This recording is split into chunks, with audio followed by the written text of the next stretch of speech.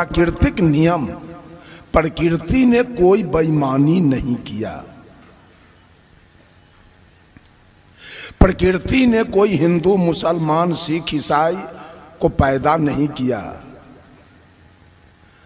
प्रकृति ने छठ, चरचन्ना, होली, दिवाली और ईद, बकरीद, शुभरात नहीं बनाया। प्रकृति ने मनुष्य को पैदा किया, प्रकृति ने इंसान को पैदा किया। अभी सवेरा है, सूर्योदय हो गया, हिंदू के लिए भी हो गया, मुसलमानों के लिए भी हो गया, सिखों के लिए भी हो गया, ईसाइयों के लिए भी सवेरा हो गया। सूर्यास्त होगा, हिंदू मुसलमान सबके लिए हो जाएगा। रात्रि होगी, सबके लिए होगा। दिन होगा, सबके लिए होगा। पूर्वैया हवा चल रही है तो केवल हिंदू के लिए नहीं, मुसलमानों के लिए, सिखों के लिए और ईसाइयों के लिए भी। और यदि पछिया हवा चल रही है तो सबके लिए। बारिश हो रही है तो सबके लिए। तूफान आया तो सबके लिए। भूकंप आया तो सबके लिए। अतिवृष्टि हुई तो सबके लिए। अनावृष्टि हुआ तो सबके लिए। आम कटहल के बगीचे फरे तो कोई जरूरी नहीं है कि हिंदू के यहाँ के फल गए और मुसलमान के यहाँ के नहीं फले। वो जहां भी पेड़ होगा वो फरेगा, क्योंकि प्रकृति ने कोई बेईमानी नहीं की। बेईमानी तो हम लोगों ने किया नियम बना के। जिस समय बच्चा जन्म लिया उस समय न उसके पास टीकी था, न उसके पास सुन्नत था, न उसके पास पंचकटार था और न उसके पास बतिस्मा था। वो इंसान बन के कवि रामधारी सिंह दिनकर ने लिखा है रश्मि रथी में, मैं कहता हूं अगर विधाता नर को अपने मुट्ठी में भरकर कहीं फेंक दे ब्रह्मलोक से इस भूमंडल पर, फिर भी मनुज विभिन्न जातियों में यहां आएगा। नीचे हैं क्यारियां बनी तो भला बीज कहां जाएगा।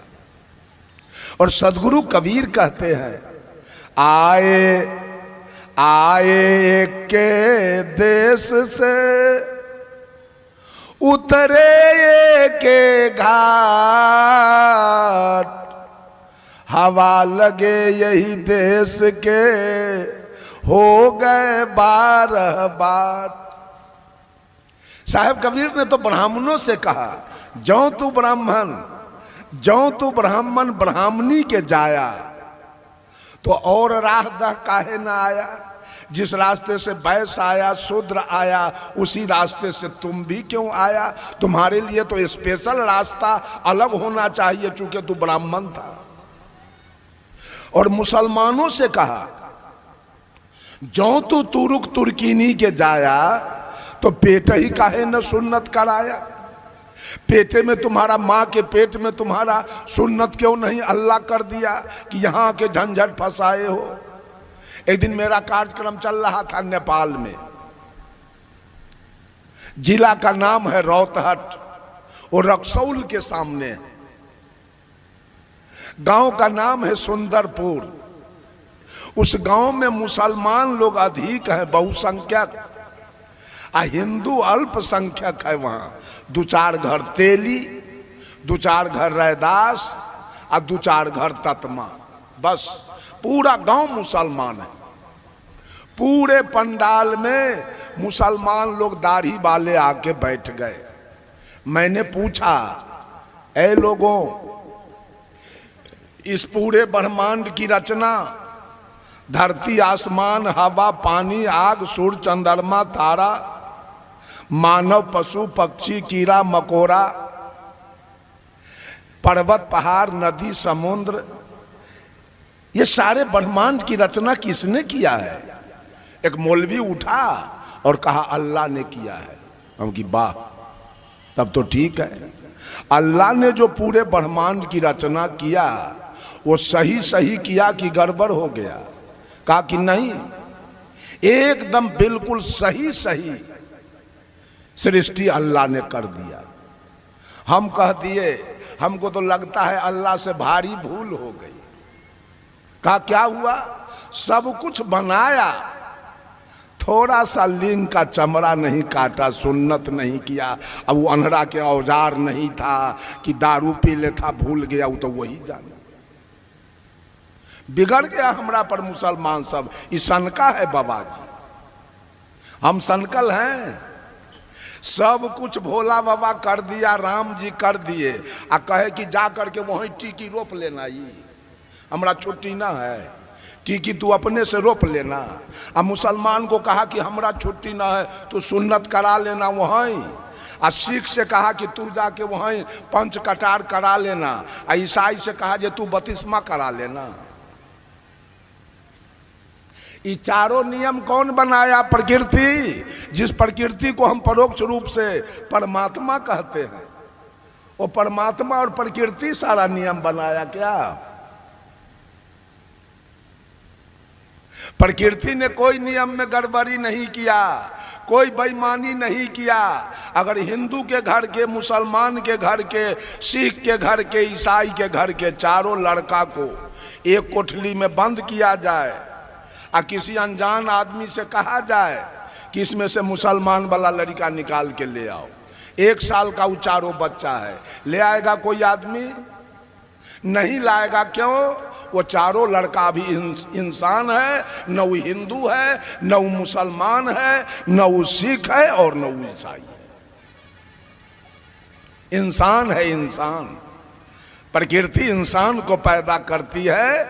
लोग यहां आके हिंदू मुसलमान, यहां आके शैतान बन गए, नियम लगा दिया। मुसलमान भाई अपना नियम पूरे, अगर हिंदू को भूख लगे तो भोजन चाहिए, अब मुसलमान को क्या चाहिए? डंडा। उसको भी भोजन चाहिए, सिख को भी भोजन चाहिए, ईसाई को भी भोजन चाहिए।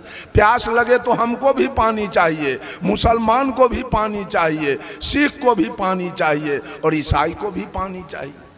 बीमार पड़े तो सबको दवा चाहिए, जार लगे तो सबको गद्दा रजाई चाहिए, गर्मी लगे तो सबको एयर कंडीशन चाहिए, एयर कूल चाहिए। सारा नियम। हिंदू भी खेती करते हैं, मुसलमान भी करते हैं। हिंदू भी बिजनेस व्यापार, मुसलमान भी बिजनेस व्यापार। सिख भी, ईसाई भी। हिंदू भी नौकरी करता है, मुसलमान भी। हिंदू भी जन्म लिया जैसे वैसे मुसलमान जन्म लिया। हिंदू मरेंगे जैसे मुसलमान मर गया। सारे क्रिया प्राकृतिक एक समान है, लेकिन मरने के बाद हिंदू अपना नियम लगाएगा, तुरंत लाश को दफना जलाने का जुगाड़ करेगा, और मुसलमान अपना नियम लगाएगा, तुरंत लाश को दफनाने का जुगाड़ करेगा। इतिराती करेगा, सत्यनारायण करेगा, नखबाल करेगा, पंडित को बुला के लाएगा, नौआ को बुला के लाएगा, क्या क्या खटिया दान करेगा, सेजिया दान करेगा, तोशक तकिया रजाई दान करेगा, साया साड़ी ब्लाउज धोती कुर्ता गंजी गमछा चाउर चिवड़ा पूरी केरा थरिया लोटा गिलास कटोरा सब दान करेगा। मुसलमान ने इस नियम को नहीं माना, कहा मैं नहीं करूंगा इसको। अब मुसलमान का जो नियम है उसको सिख नहीं माना, और सिख का जो नियम है उसको ईसाई नहीं माना, तो मर गए क्या? आपको भोला बाबा धन दे दिए, राम जी धन दे दिए, अब मुसलमान को कौन धन दिया है? सिख को इतना धन कौन दिया? ईसाई को इतना धन कौन दिया? वो तो न राम को मानता है, न भोला बाबा को मानता है, न गुरु नानक को मानता है। एक आदमी पूछा हिंदू से, ओ साहेब, ओ बाबा, अरे आपके देवता क्या खाते हैं? कहा अरवा चावल बतासा या तुलसी के पत्ता। कहा हिंदू के देवता के लिवरे खराब, पेटे खराब एक कर है, ये बतासा खाता है तुलसी के पत्ता। जो बतासा पानी देखते गल जाए वो हिंदू के देवता खाता है बतासा। मुसलमान से पूछा आपके अल्लाह क्या खाते हैं? कहा हमरा तो मुर्गी बकरी गाय भैंसी ऊंट दुम्मा सब खा लेता है। कहा वाह, मुसलमान के देवता के लीवर बड़ा मजबूत है, वो सब कुछ पचाता है। लेकिन वो मौलवी साहब, आपके अल्लाह का भी लीवर उतना कारगर नहीं है। कहा कैसे? शुगर में चर्बी होता है ज्यादा, वो अल्लाह के लीवर पर पासे नहीं करता। आपके देवता का भी अल्लाह उतना लीवर बढ़िया नहीं है। ईसाई से पूछा आपका? कहा हमारा तो गाय शुगर दोनों पार करता है। वाह वाह, आपके भगवान का लीवर कारगर है। ये सारे लोग भगवान बनाने वाले, नियम बनाने वाले, आपने 56 करोड़ देवता का नियम बनाया। अब मुसलमान ने इस नियम को नहीं माना। आप पूरब मुहे घूम के पूजा करने का नियम बनाया तो मुसलमान इसके विपरीत पश्चिम घूम गया। क्या बिगड़ गया उसका? आपका भगवान कुछ बिगाड़ लिया? हमारे हिंदू भाई गाय के पूजा करते हैं। गोवर्धन के अभी दिवाली आ रहा है, गोबर का पूजा होगा। अब मुसलमान कुर्बानी के दिन अरबों खरबों गाय काट के खा गया तो कुछ बिगड़ गया। हिंदू का देवता उसका कुछ बिगाड़ा। एक भी हिंदू ईद बकरीद सोबरात नहीं किया तो मुसलमान का देवता हिंदू को कुछ बिगाड़ लिया। यह सारा मनगढ़ंत बात है, सारी ऊपरी बात है, वास्तविकता कहीं है नहीं। हम लोगों ने कल्पना किया है देवी देवता के। सदगुरु कबीर कहते हैं, हंसा तू तो सबल था, हल्की अपनी चाल, रंग कुरंगे रंगिया ते और किया लगवार। ऐ हंस, जिस दिन तू मां के गर्भ से बाहर आया था तेरी चाल बड़ी निराली थी।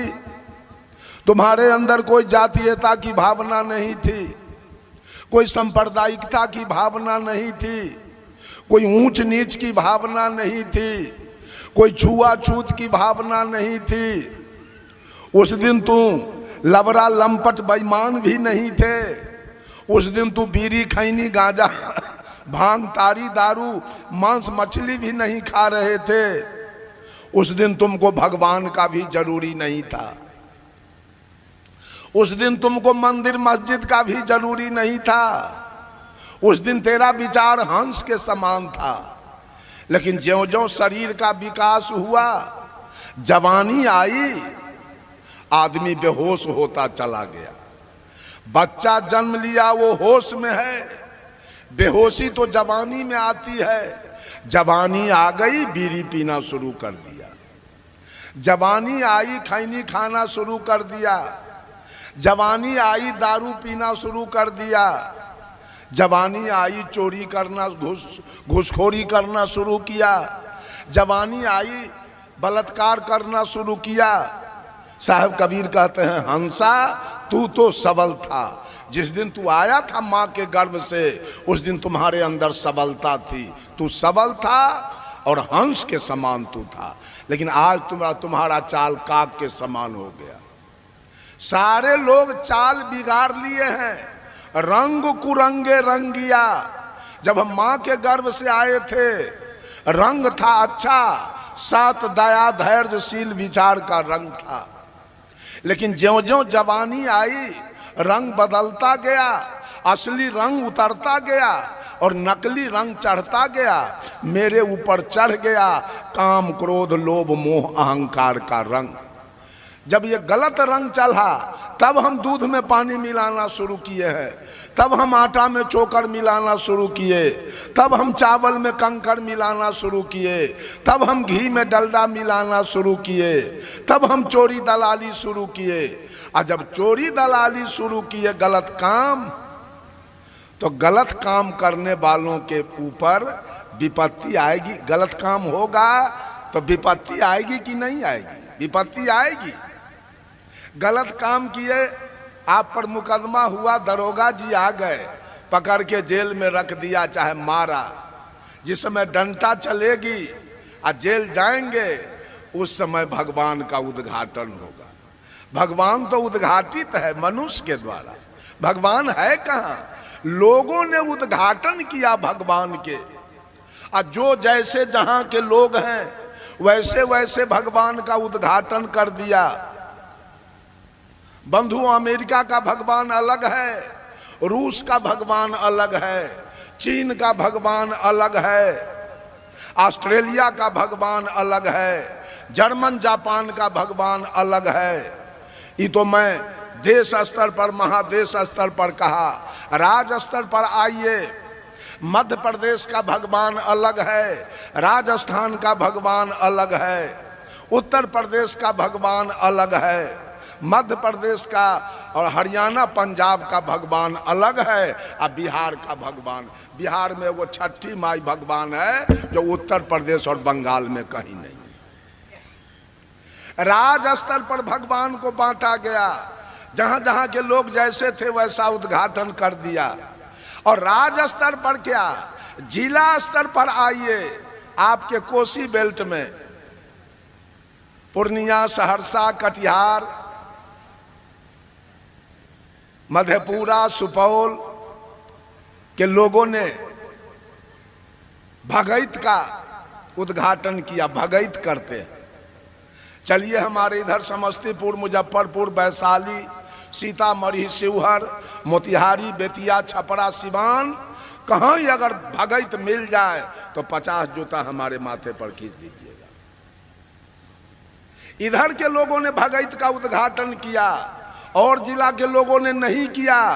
आपके इधर संत मत चल रहा है, हम लोगों के इधर पुनः नहीं है, एको वो लाल पियर कुर्ता वाला हम लोगों के इधर नहीं मिलेगा। तो उधर के लोग तो सारे नरक में जाएंगे। उधर भगैत नहीं होता है, एको को महिला के बेटा नहीं होगा, और एको को भैंसी पारी और गाय बाछी बच्चा नहीं देगी। तब ये सारा नियम बनाया गया। मैं जा रहा था राजमहल झारखंड में कार्यक्रम में, जब विक्रमशिला स्टेशन से गाड़ी निकली तो वो भूपेंद्र दास मेरे साथ थे। बता दिया, देखिए साहब यही रक्षी देवी के मंदिर है, हर मंगलवार के 100 बकरा कटाता है यहाँ। आपके यहाँ तो रक्षी देवी का उद्घाटन नहीं हुआ। चलिए मोतिहारी में मेरा कार्यक्रम था, आषाढ़ का महीना।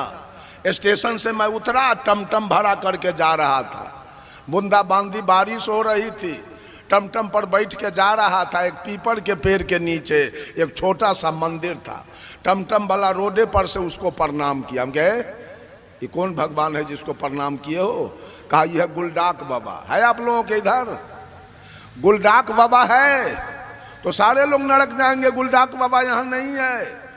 चलिए मोतिहारी में विशाल बौद्धि देवी के मंदिर है, विशाल सपही देवी के मंदिर है आपके यहाँ? नहीं, आपके यहाँ के लोगों ने उसका उद्घाटन नहीं किया। नेपाल चलिए, नेपाल में एक देवी का उद्घाटन किया, गढ़ी माई।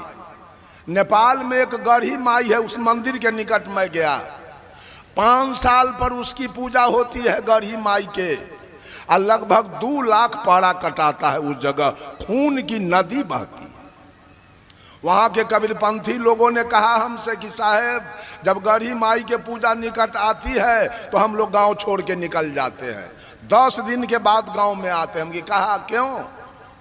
तो ये मदेशिया सब जो पारा चढ़ाता है, अब पहरिया नेपालिया छोटका आँख वाला भैंसा गौरी जोत के तलवार लेके आता है, अब वही भैंसा काटता है। अब 55 गो भैंसा काट के एक गाड़ी पर लोड करके जब वो चलता है तो खून जब गिरते गिरते गांव के 1 किलोमीटर 2 किलोमीटर तक का सारा रोड खून से लाल हो जाता है। हम लोग कैसे चलेंगे रोड पर? कैसे गाय भैंसी चराएंगे? कैसे खेत खलिहान में जाएंगे? कैसे सत्संग भंडारा में जाएंगे? गांवें छोड़ के निकल जाते हैं। जब 10 दिन के बाद धूप लगने के बाद जब वो खून उड़ जाता है तब हम लोग गांव में प्रवेश करते हैं। चलिए हमारे समस्तीपुर जिला में एक शिवरा चकसाहो गांव है, सरारंजन प्रखंड में। उसमें पूरे बिहार के गोढ़ी लोग अमर सिंह केवल का मंदिर बनाया है। चैत्र रामनवमी के उसका पूजा होता है। माननीय मुख्यमंत्री नीतीश कुमार जी उसके उद्घाटन में आते हैं और लगभग 2 लाख बकरा कटाता है वो। ये कौन उद्घाटन किया, कौन नियम बनाया? और नियम बना बना करके आई दुनिया को बर्बाद करने पर लगे हैं।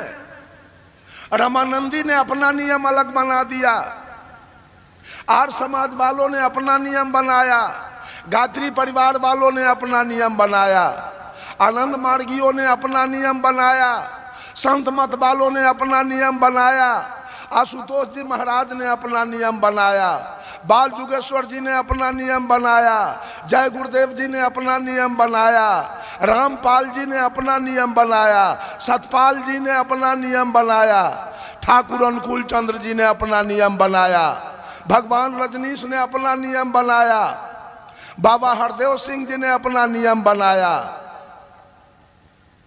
राम रहीम सिंह जी ने अपना नियम बनाया, ओम शांति वालों ने अपना नियम बनाया, राधा स्वामी वालों ने अपना नियम बनाया,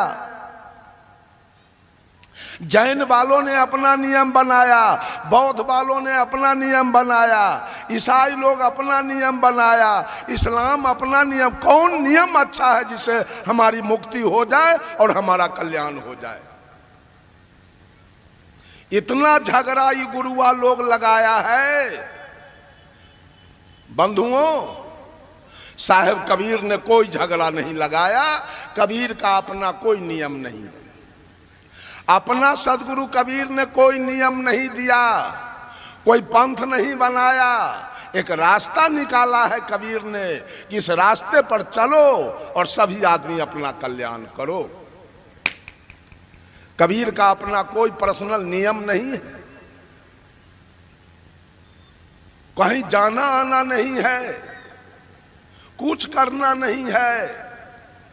कबीर का नियम है माता पिता की सेवा करना, गुरु की पूजा करना, आए हुए अतिथि का सत्कार करना, शुद्ध शाकाहारी। तो हमरा तो प्रकृति प्रदत्त ये हमारा अधिकार है, प्रकृति शाकाहारी हम जन्मे लिए, तो नियम कहाँ है?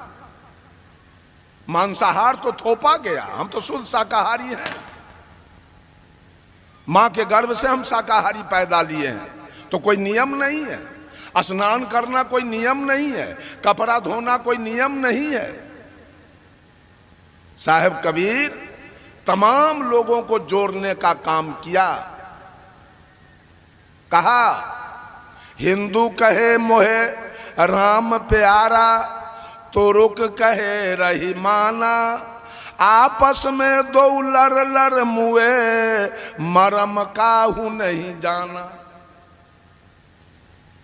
हिंदू व्रत एकादशी ठाने, दूध सिंहारा सेती, तन को न हटके मन को न बस करे, पारन करे सगौती।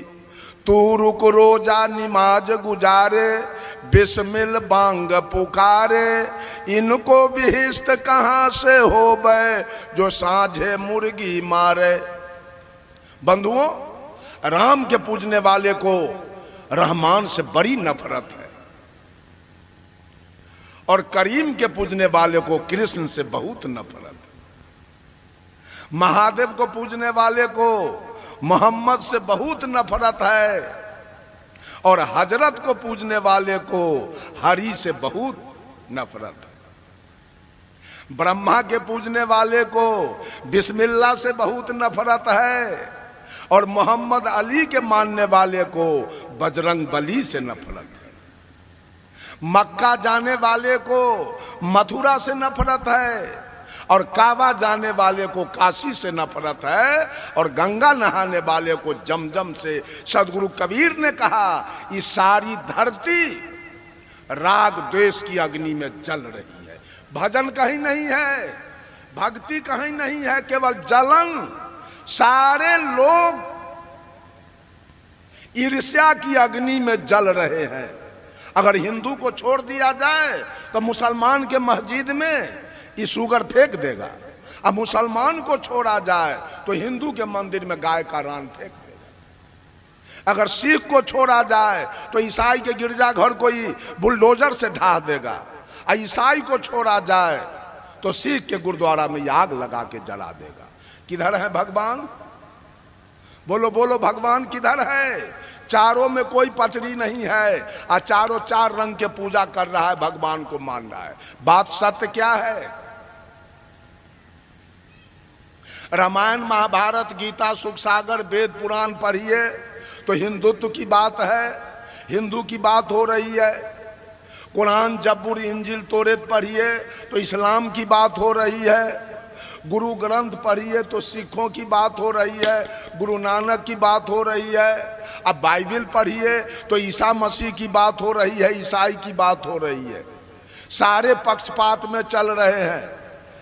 साहब कबीर कहे पक्षा पक्षी के कारण सब जग रहा भुलान, निष्पक्ष हो के जो भजे सो ही संत सुजान। सारे लोग पक्ष में जी रहे हैं। किसका पंथ बढ़िया है, किस पंथ में जाने से मुक्ति होगी, किस पंथ में जाने से कल्याण होगा। एगो चंदन कैले है, कोई 2 गो चंदन, कोई 3 गो चंदन, कोई 4 गो चंदन, आ कोई भर मांग लेपले है जो भैंसी देखे तो भड़क जाए।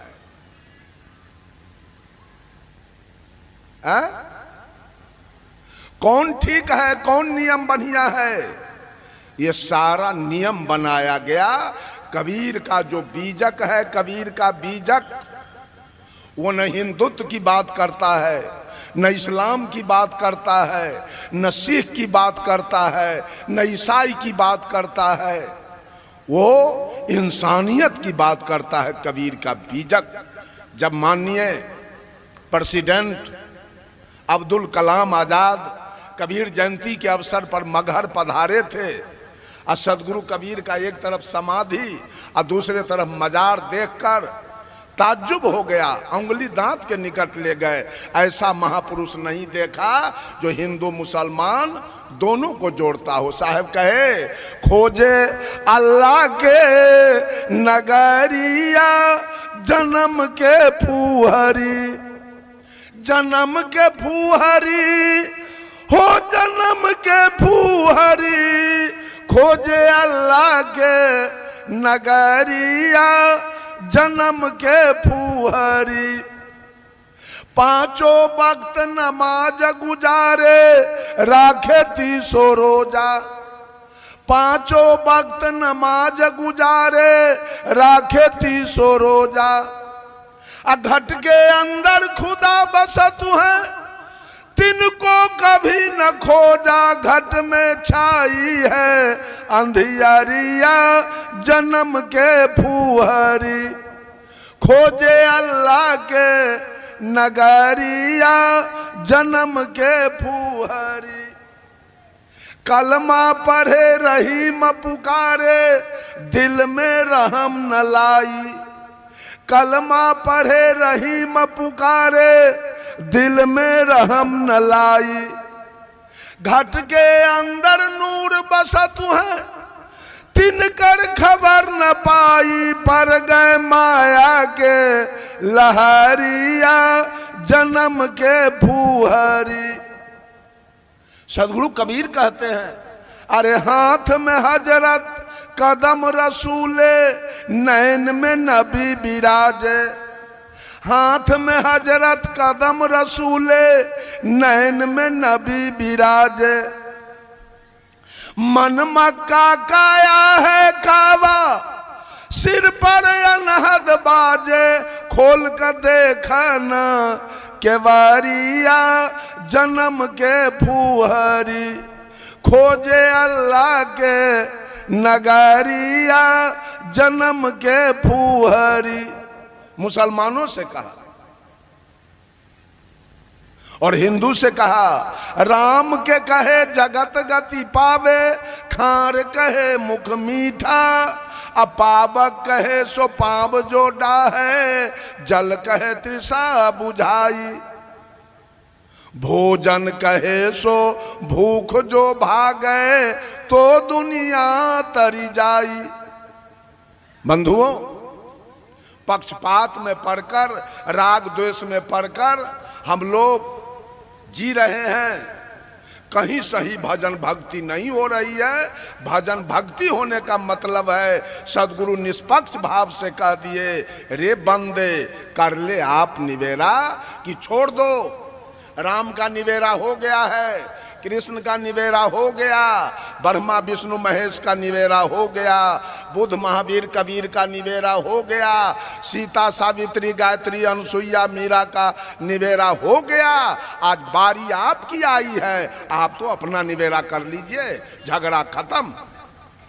सारे लोग अपना अपना निवेरा करने में आ जाइए, ये आध्यात्मिक लड़ाई खत्म हो जाएगी, कहीं नहीं बचेगा आध्यात्मिक लड़ाई। आज हम लड़ाई लड़ने के फेर में कल्याण नहीं कर रहे हैं, लड़ाई लड़ रहे हैं।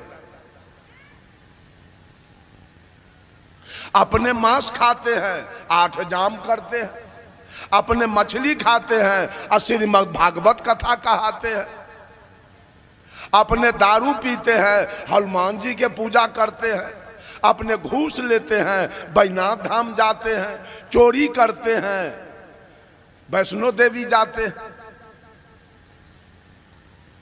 अपना कल्याण करने का मतलब है सारे विकार से दूर हो जाइए, अपना कल्याण कीजिए। एक उदाहरण देके वाणी पर विराम लूंगा, चूंकि पूज्य संत श्री अभय साहब मंचासीन हो गए हैं। एक डकैत का गिरोह चला डकैती करने, डकैतों की संख्या थी 10।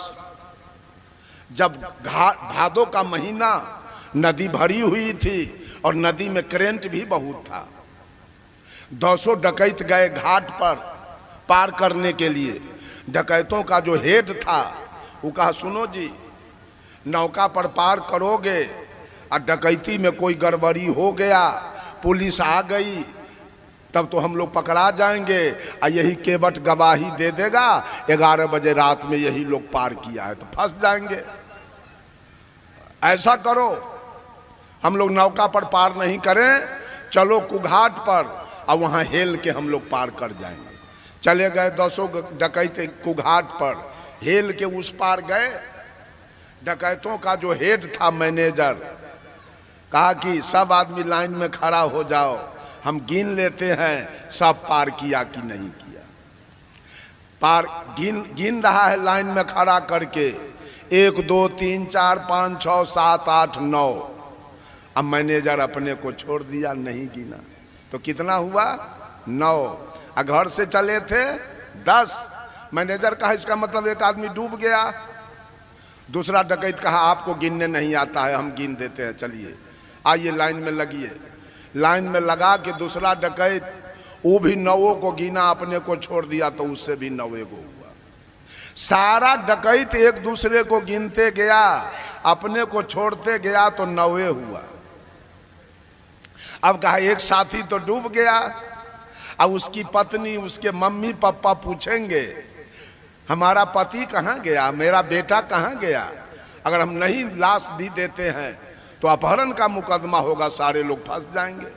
ऐसा करो, आज डकैती नहीं होगी, नदी में डुबकी लगाओ और किसी तरह से लाश को भी खोज के निकालो कि उसको लाश हाजिर कर देंगे। लगा 200 डकैत डुब्बी मारने। डुब्बी मारते मारते जब भोर हो गया, 4 बज गया भोर, एक संत जी डोल डाल करने के लिए नदी पर आए तो देखते हैं अनजान आदमी सब डुब्बी मार रहा है नदी में।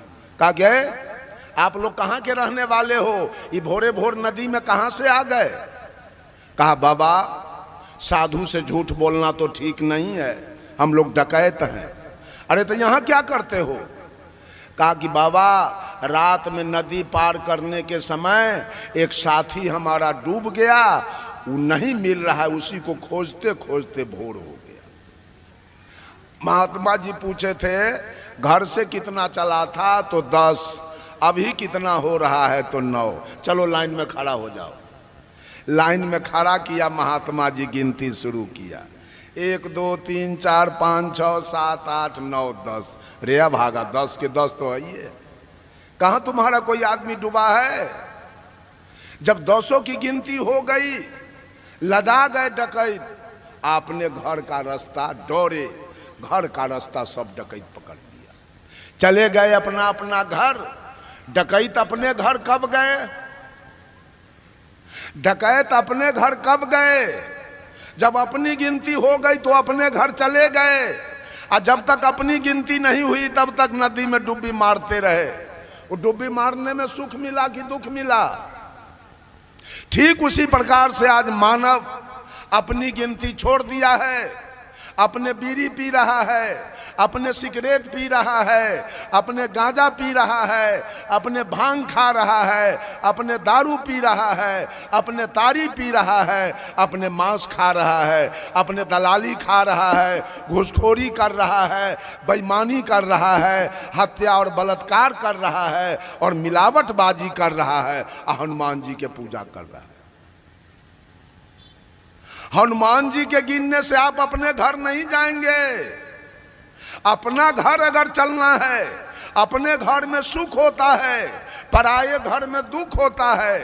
जेल भी एक घर है जहां दुख होता है, और अपना घर जहां है, जो मन में आवे खाइए, जहां मन में हो वहां जाइए, जहां मन में आवे वहां सो जाइए। फ्री है, स्वतंत्र है। लेकिन वो जेल है, वहां परतंत्र हो जाएंगे। तो अपना घर अगर सुख में चलना है तो अपनी गिनती होगी, अपने घर चले जाएंगे। और जब तक 56 करोड़ देवता के गिनती करते रहेंगे और पूजा करते रहेंगे, तब तक यही भवसागर माय के गर्भ और श्मशान में डुब्बी मारते मारते और भोर हो जाएगा।